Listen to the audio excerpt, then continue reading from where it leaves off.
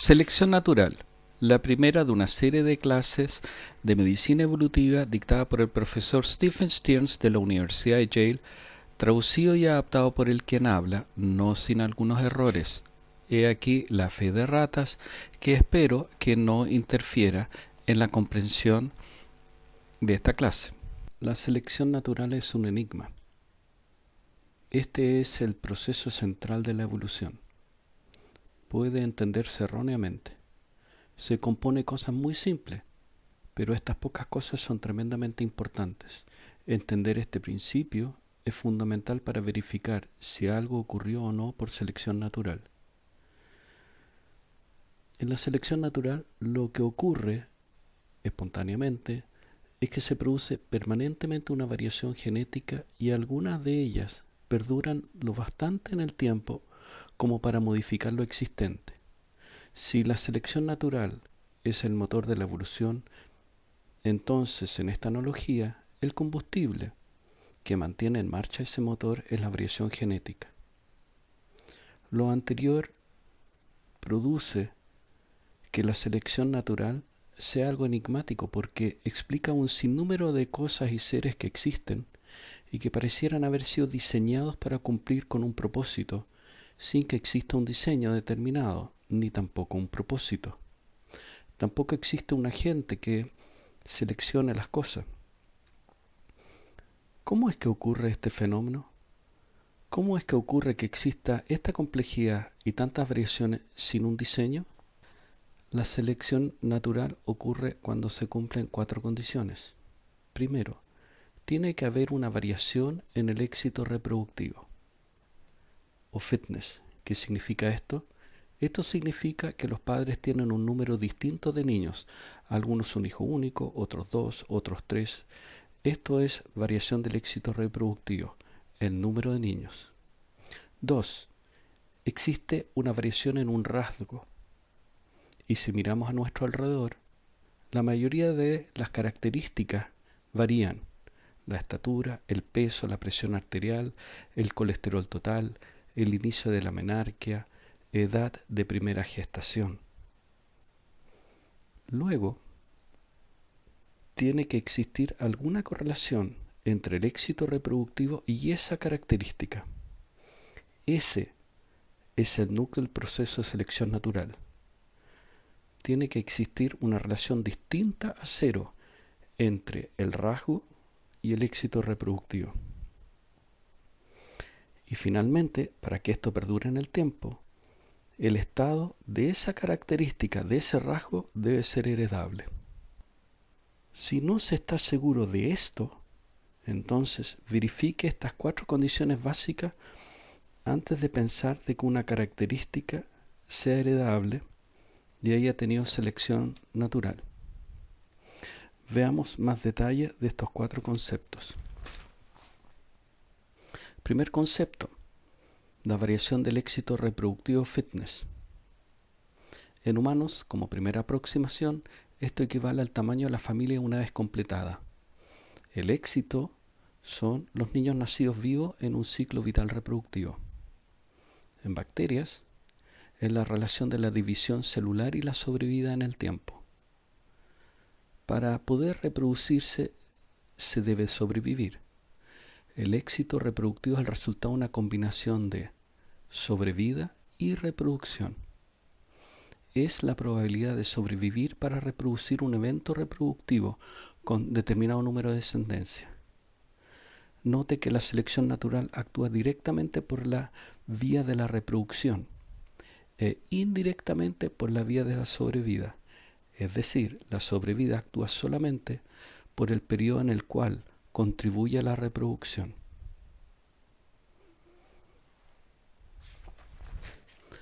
¿Cuánta variación del éxito reproductivo puede existir?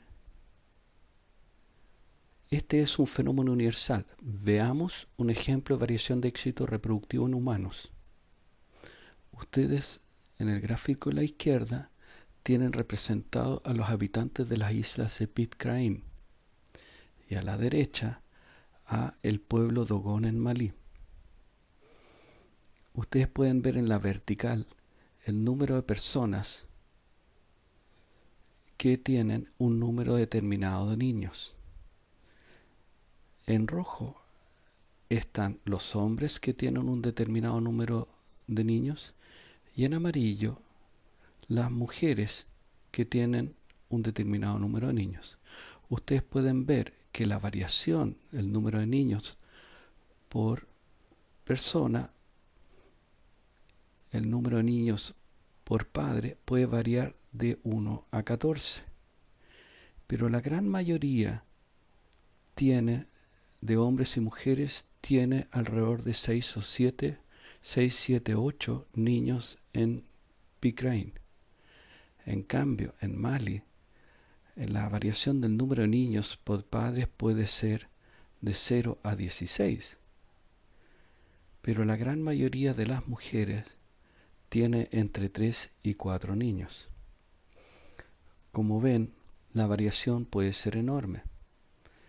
Todo rasgo que se correlaciona con el éxito reproductivo aquí o acá en estas poblaciones está siendo sometido a una selección. Lo que haya sido seleccionado o transferido de generación en generación depende de que este rasgo sea heredable. Veamos la segunda característica, que exista una variación en un rasgo.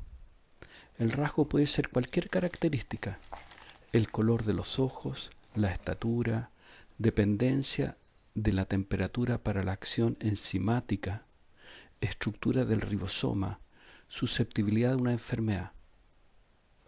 Si este rasgo no varía en la población, entonces no existe competencia por el desempeño reproductivo de este rasgo y no va a ser sometido a selección. La selección natural no opera en rasgos que no varían. La mayoría de los rasgos varían entre los individuos. Esa es la realidad. La mayoría de los rasgos, por lo tanto, experimentan selección. Veamos ahora un ejemplo de la variabilidad de un rasgo. El rasgo es la resistencia a la malaria. La variante S de la anemia falciforme se produce por la mutación en la sexta posición de la beta-globina, de la hemoglobina, en el que la glutamina, que es hidrofóbica, se reemplaza por la valina, que es hidrofílica. Consecuentemente, existen 3 genotipos con estos 2 alelos. Los que tienen algún alelo de anemia falciforme, heterocigoto o homocigoto, y los portadores homocigotos normales o AA. Lo que se observa es que los portadores de un alelo de anemia falciforme se infectan un 6,2% menos de malaria que la población homocigota normal. El heterocigoto S, a cambio, sufre de anemia que sin tratamiento incrementa la mortalidad.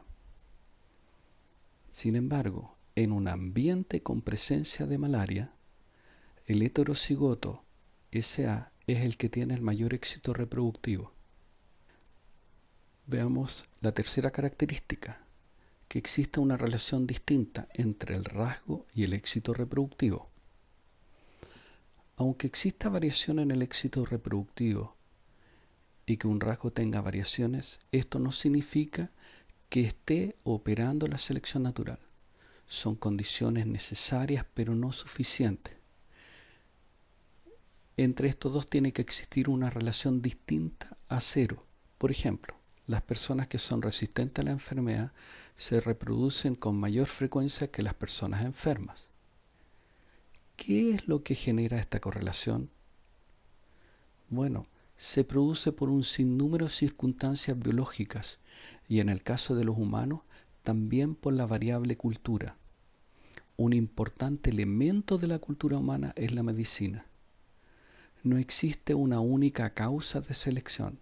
La selección ocurre por un inmenso número de razones y esto incluye cualquier causa que modifique el éxito reproductivo. Veamos ahora un ejemplo de correlación entre un rasgo y el éxito reproductivo. Esto acá son los datos obtenidos del análisis de uno de los estudios médicos más largos jamás realizados. Este estudio se siguieron 14.500 personas de la localidad de Framingham, en Massachusetts. por más de 60 años. Estos datos permiten calcular el éxito reproductivo en una variedad de rasgos. Lo que se observa en la tabla es una columna de rasgos. Luego, el tamaño muestral. Beta no es un coeficiente de correlación, sino que es una gradiente de selección. Este se comporta del mismo modo que el coeficiente de correlación, vale decir, si el signo de la gradiente de la selección beta es negativo, entonces el coeficiente de correlación es negativo. Y si es positivo, entonces el coeficiente de correlación es positivo. P es el valor de significancia estadística y todos estos valores P tienen un muy alto valor estadístico, por lo que estas correlaciones son reales y no son azarosas. Lo que podemos observar es que la selección natural operó disminuyendo el colesterol total,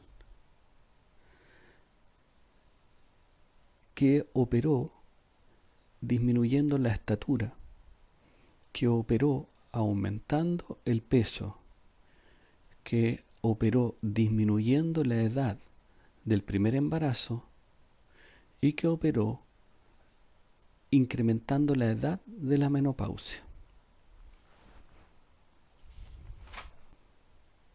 Veamos ahora la cuarta característica de que el rasgo es heredable. Esta es una condición genética esencial y consiste en la capacidad de recordar lo que en el pasado funcionó, de modo que existe una acumulación de mejoras que funcionan, generándose una selección entre todo lo que en algún momento existió. La heredabilidad no puede ser 100% perfecta. Sin imperfección no hay variación genética, y si existiera, la selección natural eliminaría la variación seleccionando las mejores variantes. Por eso es necesaria que exista la mutación que genere variaciones, pero no en un grado tal de mutación que se destruya la información que resultó ser demostradamente útil en el pasado. La selección natural es la selección de una continua variación, no la destrucción de un rasgo. Y veamos ahora ejemplos de heredabilidad de un rasgo humano. Estos datos se obtuvieron en base a múltiples estimaciones. Lo que se muestra aquí es que la heredabilidad de un rasgo puede variar entre 0.0 y 1.0. 0.0 significa que no hay mayor semejanza de un rasgo intrafamiliar que en el de la población general. Y 1.0 significa que el descendiente tiene exactamente el mismo valor del rasgo que el promedio dado por ambos progenitores. En todos estos rasgos opera la selección, porque los valores son mayores a 0. La edad del primer parto es 0.11, un promedio de 5 estimaciones con un tamaño muestral de 12.000. El grupo sanguíneo tiene un valor mayor, el de la menopausia mayor aún, y la estatura responde más rápidamente a la selección que la edad del primer parto. Veamos otro ejemplo de heredabilidad de un rasgo. Es la rápida evolución del rasgo de la resistencia a los antibióticos por parte de los estafilococos aureus. Veamos esta cronología. En el año 1943 aparece la penicilina. En el año 1947 se reporta la primera resistencia. En 1960 existe el cambio a la metacilina. 20 años después hay resistencia a la metacilina. En 1990 la resistencia a la metacilina es del 35% de todas las cepas de estafilococo. En 1990 se cambia, por lo tanto, a vancomicina. 6 años después aparece la primera resistencia a vancomicina. Se aprueba el año 2000 la linesolida por la FDA. 2 años después ya se reporta resistencia a la línea insulina. ¿Cómo es que ocurre esta rápida evolución de la resistencia a los antibióticos? Bien, con cada selección drástica, por ejemplo, aplicar antibióticos en bacterias, ocurre una muy rápida respuesta adaptativa, selección natural. Las poblaciones bacterianas son enormes, los tiempos de generación son cortos, en forma permanente se genera un gran número de variantes genéticas por mutación y además existe transferencia horizontal de genes. El uso de antibióticos crea enormes diferencias de éxito reproductivo en clones bacterianos resistentes y los no resistentes. Si el rasgo que da la resistencia al antibiótico tiene una base genética, entonces los antibióticos seleccionan a los clones resistentes que tienen un mayor éxito reproductivo, y eso es lo que observamos. Es un proceso muy rápido y muy eficiente para adaptarse a la presencia de antibióticos. La resistencia contra todos los antibióticos evoluciona dentro de unos muy pocos años. Veamos otros ejemplos de selección natural que son importantes en la medicina y la salud pública. En la evolución del cáncer metastásico existe selección de clones, ya sea en la microcirculación intratumoral o el efecto de la quimioterapia. La coevolución de los patógenos con los sistemas de defensa del huésped generan convivencias llamadas parasitosis. La evolución de la virulencia de un patógeno está determinado por los vectores y el mecanismo de transmisión. El lavarse o no lavarse las manos modifica la virulencia de los patógenos.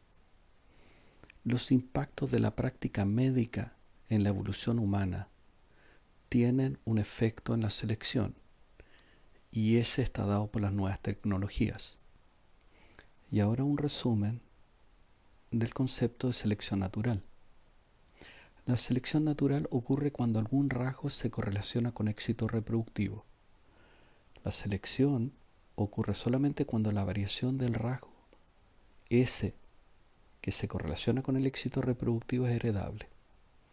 La selección se evidencia más rápidamente en la medida que los eventos que la generan ocurren con mayor frecuencia, consistentemente, persistentemente. Este proceso de selección genera una suerte de orden a partir de un desorden azaroso, y es ese el fenómeno que genera la percepción de que la selección natural tiene un propósito, lo que se ha llamado adaptación. Nada se selecciona con algún propósito.